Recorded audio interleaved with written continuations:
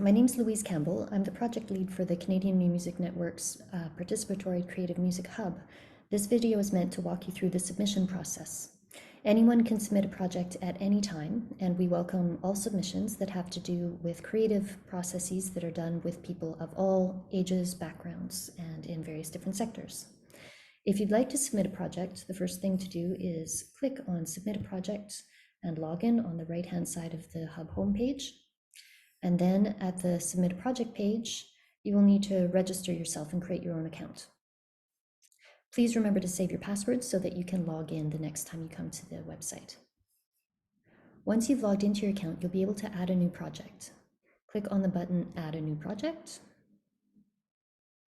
and this will take you to the upload form. As you can see, all projects are available to be uploaded in both English and French. We strongly suggest that you provide, at the very least, documentation in text in both languages if you can.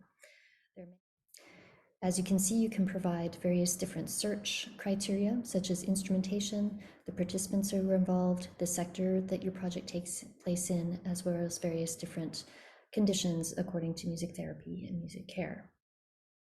We have fields for scores, featured images, gallery images, audio, video, as well as the text file. The idea is not that you fill in all of these fields, but rather that you create the documentation that will best showcase your project.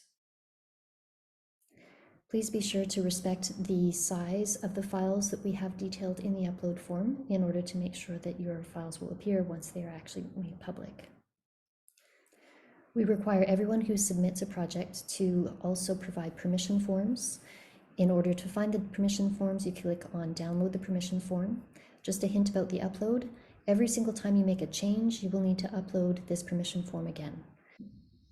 As you're working on your project, you are able to leave the site and come back to it. Just be sure to save the project every time that you leave. Once you've uploaded all of your documentation, press the Submit Project.